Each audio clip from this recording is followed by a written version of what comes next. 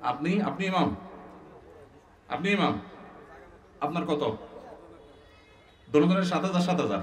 কোন এলাকার আপনারা? ওনাদের বাইরের আপনি কোন মসজিদের ইমাম? পশ্চিম পাড়া বড় মসজিদের কমিটির লোকজন কারা? মুয়াজ্জিন সাহেবদের সম্মানে আমরা দিতে চাই না। মাহফিল করে বক্তার জন্য মোটা অঙ্কের হাদিয়া রেডি রাখি। 5-6 হাজার টাকা দিবেন। ঢাকা শহরের কাজের বুয়াদের বেতনও 5-6 হাজার টাকা নেয় অনেক বাসা। চাউলের টাকা জোগাড় করা তো কঠিন হয়ে যায়। এই ইমাম সাহেব আবার যখন কোন একটা কাজ করতে যাবেন ইমামতির পাশাপাশি বলবে হুজুর আমাদের দুনিয়াদার হয়ে গেছে, হুজুরদের দুনিয়ার লোভে ধরছে, সারাদিনে আর কোনো কাজ নাই, একটা কাজই শুধু করবে। এরকম একজন অশিক্ষিত শিক্ষা বঞ্চিত মানুষকেও নিয়োগ দেন, তারপরও তো 4-5 হাজার টাকা পাবেন না। কোন মসজিদের দায়িত্বশীল ভাইরা আছেন যে আপনারা তওবা করবেন যে ইমাম সাহেবের বেতন 10-এর উপরে উঠাবেন? কেউ আছেন? ইমাম সাহেবকে মূল্যায়ন না করলে কি গুনাহ হবে? কিভাবে মূল্যায়ন করব? ইমাম সাহেবদের মূল্যায়ন না করলে গুনাহ তো অবশ্যই হবে। ইমাম সাহেবরা হলেন উলামায়ে কেরাম, নবীদের ওয়ারিস। তাদের এই সমাজ তেমন কোনো মূল্য দেয় না। মুসলিম প্রধান রাষ্ট্র, বেশিরভাগ ট্যাক্স পেয়ার মুসলমান, অথচ 4 লক্ষ মসজিদের ইমাম সাহেবকে যদি রাষ্ট্র মূল্যায়ন করত তাহলে রাষ্ট্রের চেহারাই পরিবর্তন হয়ে যেতে পারত।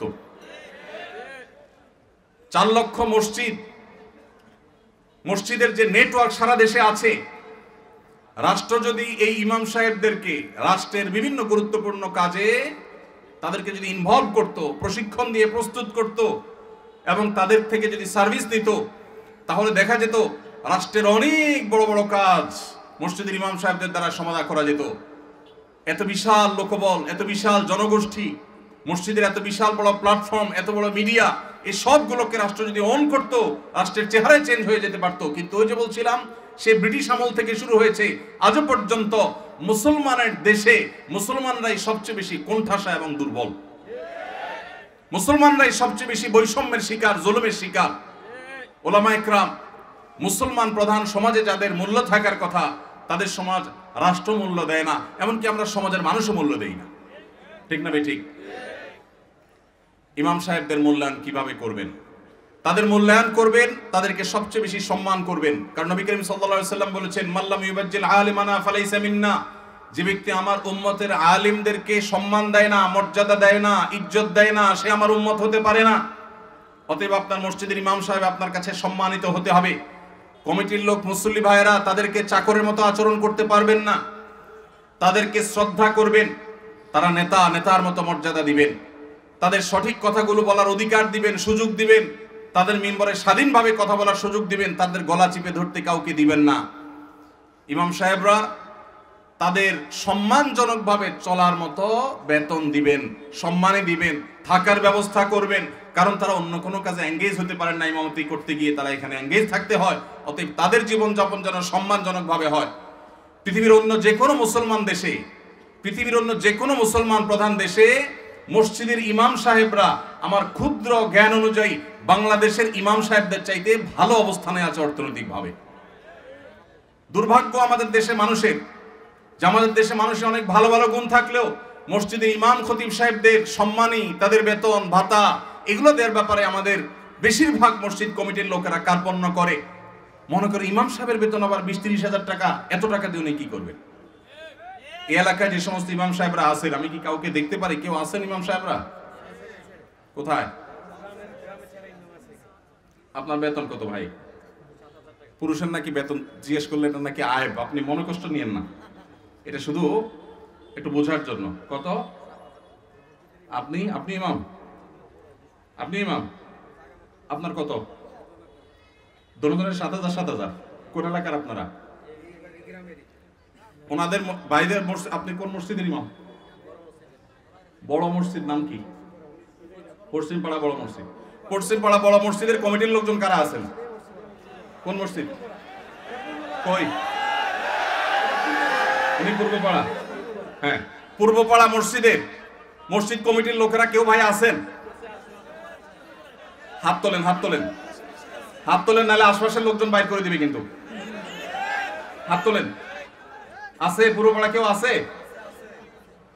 আছে? থাক, আমরা ওনাকে দেখাতে চাই না। আছে? পশ্চিম পাড়ার আছেন? আছেন। আর ইমাম সাহেব নাই? কই কই ভাই ইমাম সাহেব, আপনি কোন পাড়ার?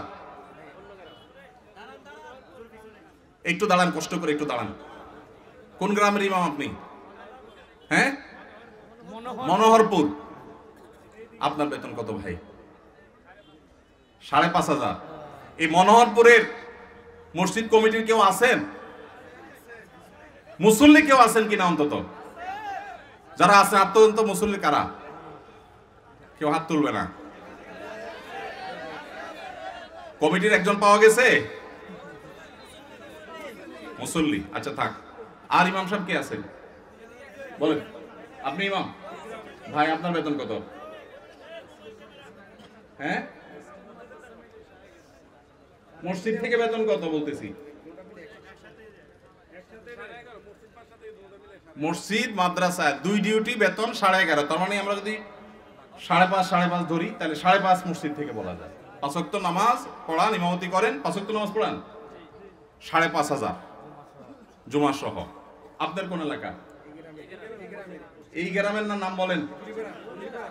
ঢুলিপাড়া। কই মাহফিলের আয়োজক কারা? সামনে আসেন না, সামনে আসেন। কই পোস্টার কই? নাম বলার আগে সামনে আসেন। নামই নেই, চালাকেরা। আচ্ছা, আর ইমাম সাহেব আছেন আর 1-2 জন? কই ভাই, কোন এলাকার? পাশের এলাকার। বেতন কত? হ্যাঁ, 8,000। কোন এলাকার? নোয়াগ্রাম। নোয়াগ্রামেরও ভাইরা নিশ্চয় আছেন। আমি আপনাদের শরম দিতে চাই না, আপনাদের কারো হাতও তুলতে চাই না। ইমাম সাহেবদের জবানবন্দি নিলাম, ধন্যবাদ। আর কোন ইমাম সাহেব আছেন? মুরব্বী দাঁড়ান একটু। ইমাম সাহেব দাঁড়ান কষ্ট করে। কোন এলাকার ভাই? জি,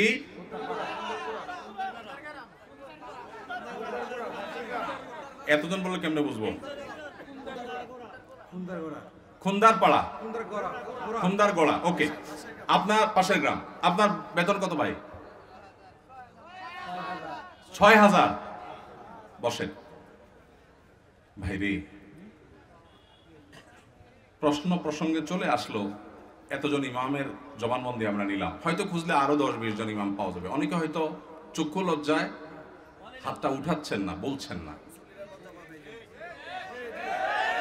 ভাইয়ের আমার, এটা আমাদের জন্য, বাংলাদেশের মানুষের জন্য লজ্জা, অনেক বড় লজ্জার বিষয়। পৃথিবীর অন্য যে কোনো দেশের সাথে আপনি যদি তুলনা করেন, শুধু সৌদি আরবের কথা যদি বলি, আমি 10 বছর সৌদি আরবে ছিলাম। আমাদের শেখ সাইফুল্লাহ মামুন ভাই দীর্ঘদিন সৌদি আরবে ছিলেন। সৌদি আরবের সকল মসজিদের ইমাম সাহেবরা ইমামতি করে যে সম্মানে পান, সেটা এভারেজে 5 থেকে 7,000 সৌদি রিয়াল।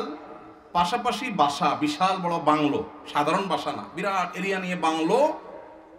এইটা হলো তাদের এক্সট্রা ডিউটি, এক্সট্রা ইনকাম প্রত্যেক ইমাম সাহেবের। এমনকি মক্কার মসজিদে হারামের ইমাম এবং মুয়াজ্জিন, মসজিদে নববীর ইমাম এবং মুয়াজ্জিন, সবাইরই এই পেশার বাইরে তাদের আরেকটা মূল পেশা আছে। যারা খুব বেশি শিক্ষিত তারা বিশ্ববিদ্যালয়ের শিক্ষক। যেমন মসজিদে হারাম মক্কার যদি বলেন একজন একজন করে সমস্ত ইমামদের কথা বলা যাবে প্রায়, যে সবাই প্রায় কোনো না কোনো হয় আদালতে বিচারপতি, আর না হলে কোন বিশ্ববিদ্যালয়ের প্রফেসর। এটা মসজিদে হারাম শরীফের ইমামদের কথা বলতেছি, সব পিএইচডি হোল্ডার, বড় বড় আলেম। হয় জাজ, জাস্টিস অথবা বিশ্ববিদ্যালয়ের শিক্ষক। হারাম শরীফের একজন মুয়াজ্জিন, 2 জন মুয়াজ্জিনের অফিসে আমি গিয়ে সাক্ষাৎ করেছি। আপনিও ছিলেন সাথে, শেখও ছিলেন সাথে। এক বাংলাদেশি ওই মুয়াজ্জিন সাহেব, হারাম শরীফের মুয়াজ্জিন, ওনার খেদমত করে। আমাকে বলে যে, আমরা হোটেলে ছিলাম, বলো যে ভাই আমি তো হারামের মুয়াজ্জিনের খেদমত করি, ওনার অফিসে চাকরি করি, টি বয়, বাংলাদেশি ভাই। বলে যে ওনাকে বলছি যে আমার দেশে হুজুর আসছে ওমরা করতে, দেখা করতে যাবেন কেন? হারাম শরীফের মুয়াজ্জিনের সাথে দেখা করাও তো সৌভাগ্যের বিষয়, চলেন যাই। গেলাম, যায় দেখি একটা কোর্টে উনি একটা সাধারণ একটা ডেস্কে চাকরি করেন, হারামের মুয়াজ্জিন। আমরা যদি বাইতুল মুকাররমের মুয়াজ্জিন হইতাম তো আমাদের ঠেলায় তো মানুষই টিকতো না, আবার চাকরি করা। হারামের মুয়াজ্জিন, যে বেতন, যে প্রটোকল, যে সম্মান, আবার চাকরি করা লাগে, কিন্তু করতেন। পাড়া মহল্লার যে সমস্ত মসজিদের ইমামরা মুয়াজ্জিনরা তারা সবাই হয় পুলিশে চাকরি করে আর না হলে কোনো স্কুলে তারা শিক্ষকতা করেন, বেশিরভাগ এই দুই ক্যাটাগরিতেই থাকেন।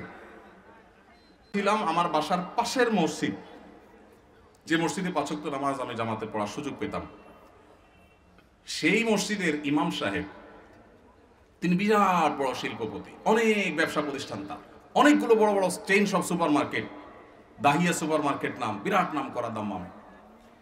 ভাইরে, ইমাম সাহেবদের অন্য বড় বড় চাকরি এবং ব্যবসা থাকার পরও মসজিদ থেকে তাদেরকে বাংলো এবং বিরাট বড় সম্মানে দেয়া হয় সৌদি আরবে। আপনি বলবেন সৌদি আরব মানুষের বেতন অনেক বেশি, বেতন অনেক বেশি এই জন্য বাড়ি অনেক বড়টা দেয়, বেতন অনেক বেশি এই জন্য টাকা বাংলাদেশি টাকায় ১.৫ লাখ ২ লাখ দেয়, এটা হলো সেকেন্ড ইনকাম, তার ফার্স্ট ইনকাম আরেকটা আছে।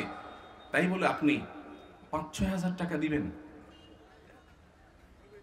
ঢাকা শহরের কাজের বুয়াদের বেতনও ৫-৬ হাজার টাকা নেয় অনেক বাসা। ঢাকা শহরের কাজের বুয়ারাও মাসে ১০,০০০ ১৫,০০০ টাকা কামাই করে। ঢাকা শহরে কোন দারোয়ানের বেতন ৫,০০০-৬,০০০ টাকা নাই, কোন পিয়নের বেতন ১০,০০০ টাকার নিচে নাই। সেখানে কুমিল্লা শহরের কাছে, এটা সদর থানা এবং শহরের কাছে, এই জায়গায় ৫-৭ হাজার টাকা আজকালকার বাজারে চাউলের টাকা জোগাড় করা হতো কঠিন হয়ে যায়। এই ইমাম সাহেব আবার যখন কোন একটা কাজ করতে যাবেন ইমামতির পাশাপাশি বলবে, হুজুর আমাদের দুনিয়াদার হয়ে গেছে, হুজুরদের দুনিয়ার লোভে ধরছে। এক বেটা তার মসজিদের মুসল্লিরা ইমাম সাহেবকে এরকম খোঁচাইতো, বেতন দেওয়ার নাম নাই, ইমাম সাহেব আর কিছু করলে ডিস্টার্ব করত। তো ওই মসজিদে একজন ভালো মানুষ ছিল, উনি বললেন, হুজুর আপনাকে আমি ওই যে মুসিরা যে জুতা পলিশ টলিশ করে ওইরকম একটা বাক্স কিনে দেব, সাথে রং টং যা লাগে ডাস্টার ব্রাশ এগুলো সব দিয়ে দিব, আপনি ইমামতি করে মসজিদে নামাজ পড়ানো শেষ হলে মসজিদের বাহিরে এসে ওইটা নিয়ে বসে যাবেন এবং মুসল্লিদেরকে বলবেন, ভাই আপনাদের জুতাগুলো দেন, যার যার পলিশ করা লাগে আমি করবো, আপনারা আমার টাকা দিয়ে। ইমাম সাহেব চুপ বড় বড় হয়ে গেছে, কি বলে দেবেন? বলে, ভাই আপনি এই কাজটা যদি করেন, মুসল্লিরা বাইর হয়ে যেটা সিসি করবে, আরে হুজুর এটা কি করছেন? তো ওইটাকে বলেন যে, ভাই এই জুতা যদি আমার কাছে দিতে আপনার লজ্জাবোধ হয়, আপনার কাছে যদি অপমান বোধ হয়, তাহলে জুতা আমার কাছে নিয়ে আপনার নিজের গালে নিজে মারা উচিত।